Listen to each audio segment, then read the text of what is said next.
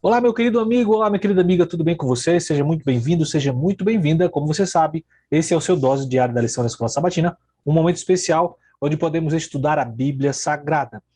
Repito o que disse ontem, o que disse antes de ontem e o que disse no dia anterior.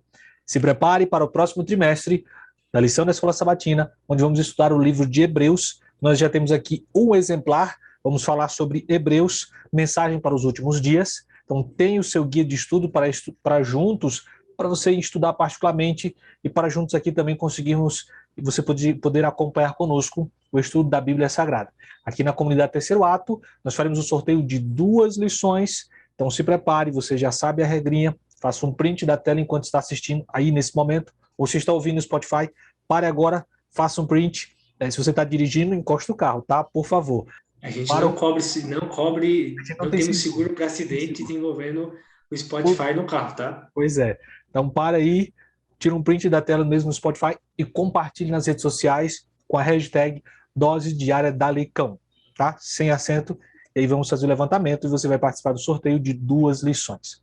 Hoje chegamos na lição de terça-feira. Amaldiçoado em um madeiro. Pastor Mateus, a lição de hoje e os versos que aqui o autor nos apresentou pareceram meio truncados. E a minha cabecinha cearense, sabe, fervilhou muito para poder entender isso aqui.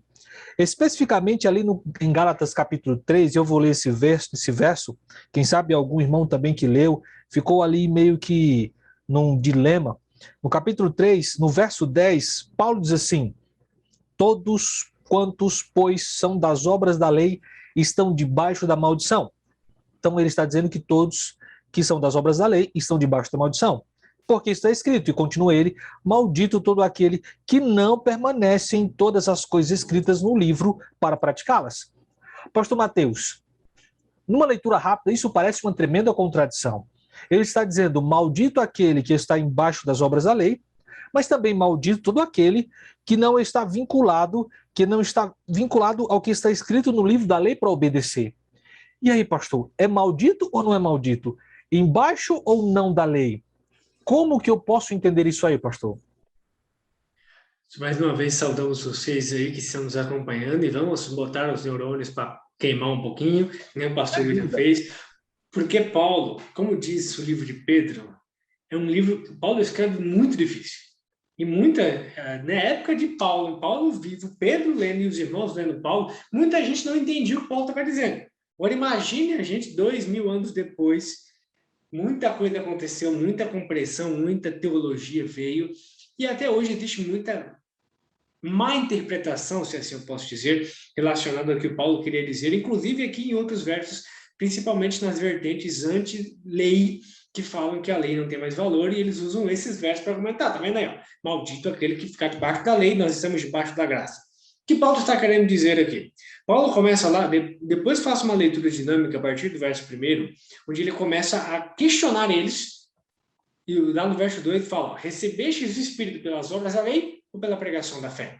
E ele começa a questionar e começa a fazer o povo a pensar em relação do que seriam essas obras da lei. Verso 5, aqueles, pois, que vos concede o Espírito e opera milagres entre vós, porventura o faz pelas obras da lei ou pela pregação da fé?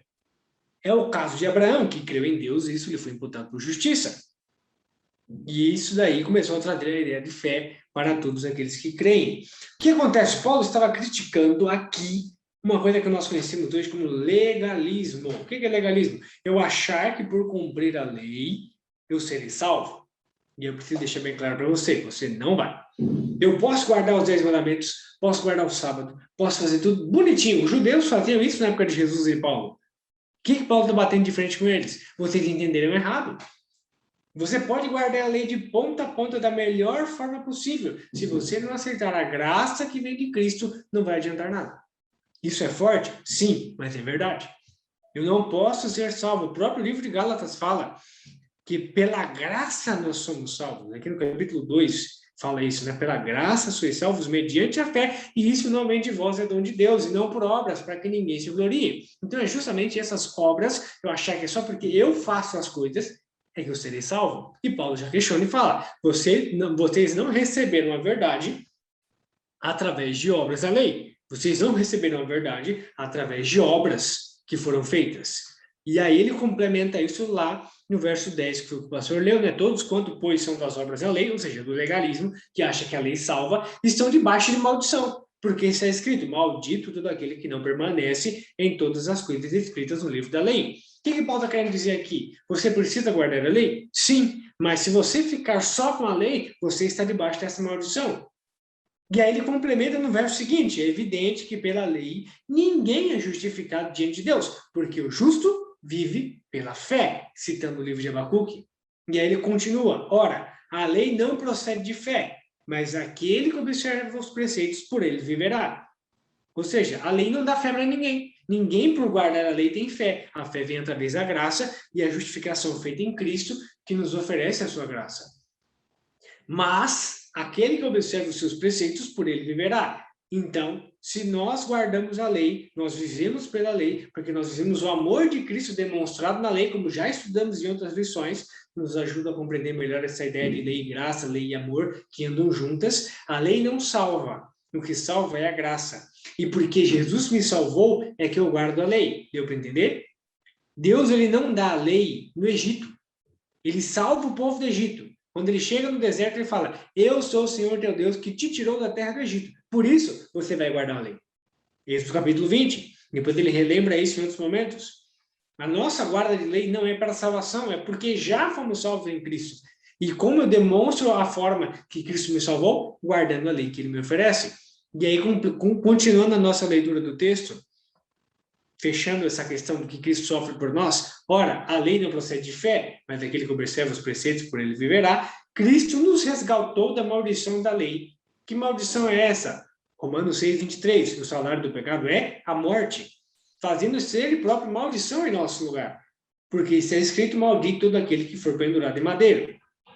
Jesus, ele morre a morte de cruz, e aqui ele está citando, quando ele fala morte de madeiro, maldição pelo madeiro, ele está citando Deuteronômio capítulo 21, versos 22 e 23. E o que ele está falando ali? Que alguém que fosse morto não deveria ficar exposto em um madeiro por muito tempo, terminou já sepulto e guarda, para que não ficasse porque era costume na época, os impérios que venciam, aí eles faziam uma chacina, uma carnificina e deixavam as pessoas expostas como um lembrete, um aviso do poder que os vencedores tinham tido para vencer aquele povo dali. Então, isso é uma lembrança. O que Deus falava? Vocês não vão fazer isso. Vocês são diferentes. Vocês não estão fazendo guerra por vocês. Sou eu que luto por vocês. Então, vocês não vão deixar nada exposto. Quando alguém for morto, vocês já enterrem.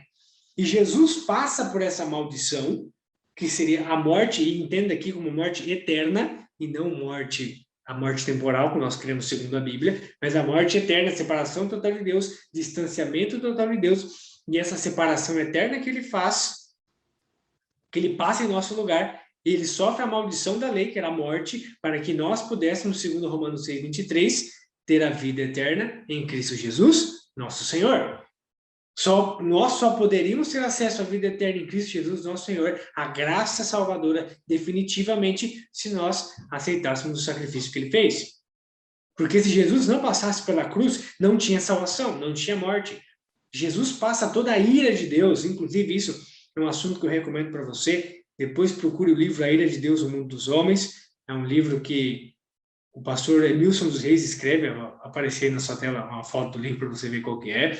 Mas o pastor Emilson fala justamente sobre isso, sobre a ira de Deus. Jesus sofre a ira de Deus na cruz. Talvez você discorde de mim e fale, não, onde já se viu Deus fazer isso? Sim, Deus fez isso, sim, Senhor. A ira de Deus foi demonstrada na morte de Cristo, porque ali a lei mostrou que era necessário morte. E Jesus passou por essa morte para que eu e você não precisássemos passar por isso. Jesus sente a ira de Deus para que eu e você não precisássemos passar pela ira de Deus. Então, quando você entende tudo isso, você entende tanto amor, como que você consegue dizer não para um amor de um Deus tão grande? Como que você consegue dizer não para a graça salvadora de um Deus que está vindo te buscar, um Deus que morreu por você, um Deus que passa a maldição da lei, sendo pendurado no madeiro, para que eu e você não precisássemos passar por isso? Como que você consegue dizer não para isso? Como que você não consegue entender um amor tão grande quanto esse? O amor que Deus demonstra por você e por mim não tem medidas e não tem nada que se compare ao amor de Deus por você. Por isso, aceite, guarde a sua lei, viva a lei de Deus na sua vida. E, principalmente, viva ao lado de Cristo todos os dias da sua vida. Sabe, pastor Mateus, posso entender então que existe dois aspectos desta maldição. De um lado, encarar a lei como um patamar para chegar ao céu. Do outro lado, a outra maldição, desprezar completamente a importância da lei na minha vida, certo? Exatamente. Então, você entendeu, né? Deus te abençoe. E eu tenho percebido que, em um trimestre, falando sobre Deuteronômio, o livro da lei, a repetição da lei, nós temos falado muito mais de graça, de perdão, de salvação e de restauração, como o pastor Mateus muito bem falou. Que esse Jesus seja relevante, realmente possa encontrar um lugarzinho aí na tua vida e no teu coração. Um grande abraço, fique com Deus e te esperamos aqui amanhã para continuarmos estudando a Bíblia Sagrada. Até lá.